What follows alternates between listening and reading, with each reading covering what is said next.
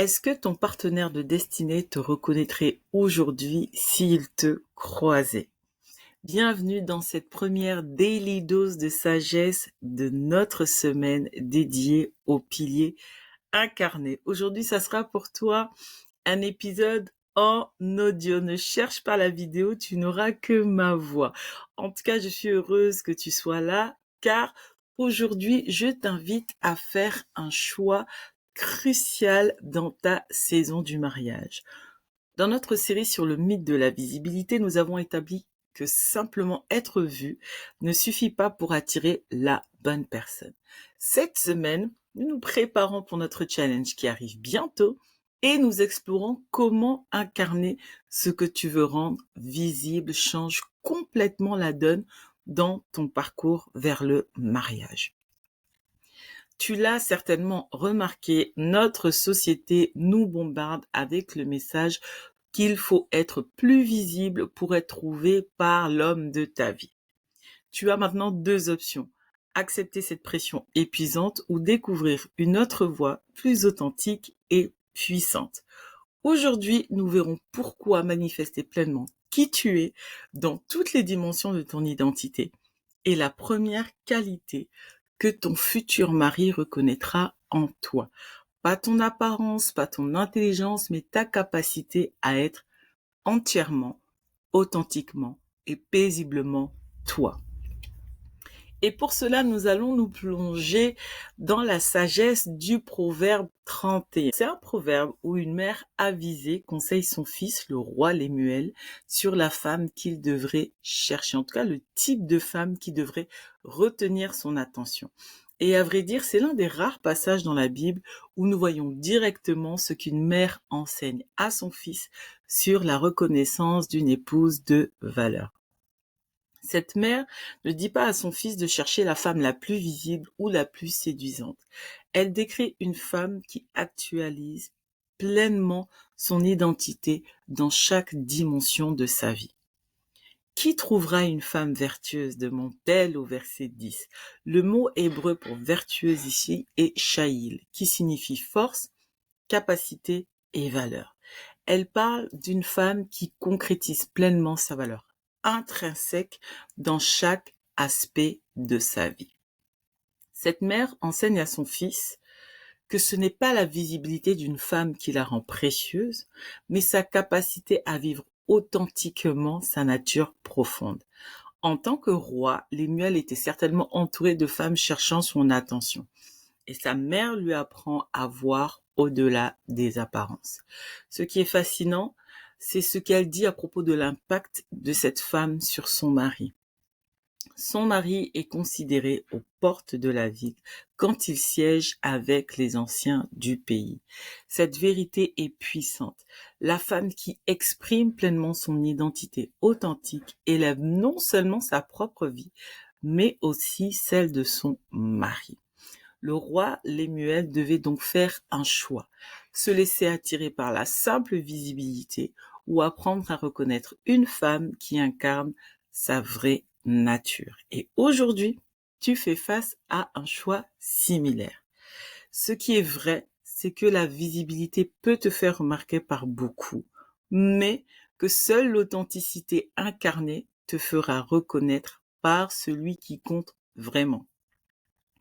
Donc dans ta saison, tu te trouves un peu comme à la croisée des chemins. Ou soit tu continues sur ta quête de visibilité, ou soit tu décides d'embrasser pleinement ce que j'appelle l'authenticité incarnée.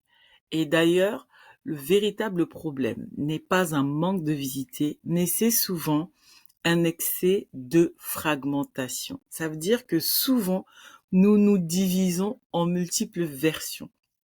Sur les réseaux sociaux, nous affichons notre version idéalisée. À l'église, notre version spirituelle, au travail, notre version professionnelle et avec notre famille ou nos amis, notre version familière. Et cette division te rend parfois méconnaissable pour l'homme qui te cherche. Ton partenaire de destinée a, je le crois, été divinement équipé pour reconnaître l'expression authentique et complète de qui tu es et pas les fragments que tu présentes au monde. Donc la première étape vers l'authenticité est d'identifier où tu te divises, où tu te fragmentes. Pose-toi cette question. Dans quels environnements est-ce que j'ai tendance à jouer un rôle plutôt qu'être simplement moi-même? Regarde la femme du proverbe 31.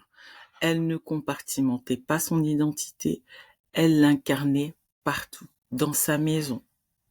Elle veillait sur ce qui se passe dans sa maison, dans ses affaires. Elle considère un champ et elle acquiert. Dans ses relations, elle tend la main aux malheureux. Et même dans sa spiritualité. Le proverbe nous dit que la femme qui craint l'Éternel est celle qui sera louée. Chaque fois que tu joues un rôle, plutôt que de vivre ta vérité, tu passes de l'authenticité à la performance.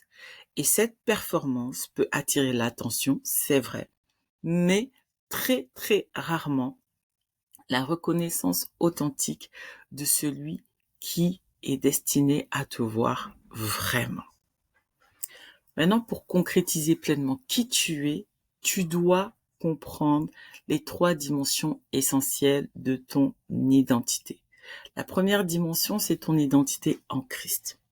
La deuxième dimension, c'est ce que j'appelle ta forme originelle et originale, c'est-à-dire les aspects et les traits spécifiques que Dieu a mis en toi et également la femme que Dieu est en train de bâtir au travers de ta vie en cette saison. Les aspects qu'il veut développer en toi maintenant. Et la troisième et dernière composante de cette identité dans ta saison du mariage, c'est ton identité d'épouse en devenir. Et je mets des guillemets quand je dis devenir, parce qu'en vérité, cette identité d'épouse, tu la portes déjà en toi. Mais ta préparation présente t'amène à la rendre visible. Dieu, en cette saison, te façonne pour pouvoir manifester avec authenticité, avec paix, cette version de toi, cette partie de toi, cette partie de ton identité. Et pour cela, certainement, en cette saison, il te demande de développer certaines compétences, certaines capacités et un certain type de sagesse. Autrement dit, l'authenticité incarnée se produit lorsque ces 3 dimensions de ton identité s'harmonisent parfaitement. L'expression authentique de ton identité est une pratique quotidienne. Et voici comment la cultiver en 3 étapes simples. Ok? On se prépare pour le challenge. Donc, je vais pas te demander de faire de grandes choses, mais au moins 3 étapes simples. Premièrement, avant d'entrer dans un nouvel environnement, prends le temps de respirer profondément en te rappelant ceci. Je suis complète en Christ. Je n'ai pas besoin de me fragmenter ici. Simple. Je suis complète en Christ. Je n'ai pas besoin de me fragmenter ici. Ensuite, pratique ce que j'appelle la question de reconnaissance. Dans les moments où tu sens que tu commences à performer, demande-toi ceci. Si mon futur mari me voyait maintenant, me reconnaîtrait-il comme la femme authentique que Dieu a préparée pour lui? Et 3e point, prends le temps quotidiennement de te retrouver avec toi-même. Et chaque soir, pose-toi la question de savoir dans quelle dimension de ma vie ai-je exprimé mon authenticité aujourd'hui. Ce qui rend la femme du proverbe 31 si remarquable, ce n'est pas sa perfection, mais c'est la manière dont elle personnifie, dont elle incarne complètement son identité. Le texte dit, elle est revêtue de force et de dignité. Le mot hébreu pour revêtu implique d'être enveloppé de ses qualités. Elles ne sont pas un accessoire, mais l'expression visible de son être profond. Et c'est cette authenticité vécue qui provoque la reconnaissance. La parole dit, ses fils se lèvent et la disent heureux. Son mari se lève et fait son éloge. Ils ne la reconnaissent pas pour sa visibilité sociale, mais pour son authenticité. Et la mère du roi Lemuel savait que son fils était entouré de femmes cherchant à être vues. Sa sagesse était de lui enseigner à reconnaître celle qui vivait authentiquement sa nature profonde, celle qui valait bien plus que les perles. De même, ton partenaire de destinée ne te cherche pas sur la base de ta visibilité extérieure, mais sur la base de l'expression authentique de ton être intérieur. Ton pouvoir d'attraction le plus puissant est donc ta capacité à manifester authentiquement qui tu es.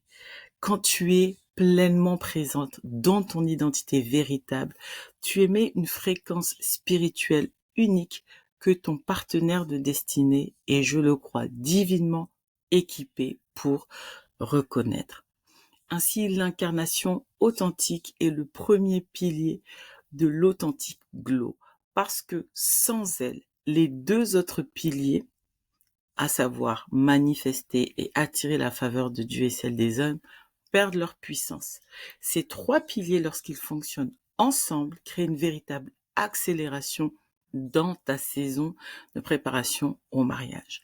Tu ne peux pas manifester ce que tu n'incarnes pas pleinement et tu ne peux pas attirer la faveur de Dieu et celle des hommes si ton identité est fragmentée.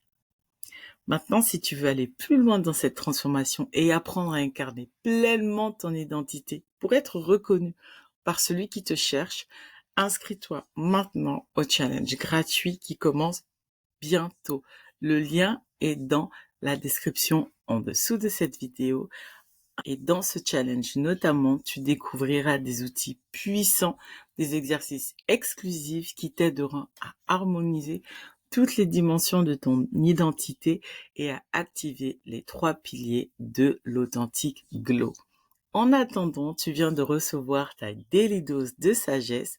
Partage dans les commentaires une situation où tu as choisi d'être authentiquement toi-même plutôt que de performer.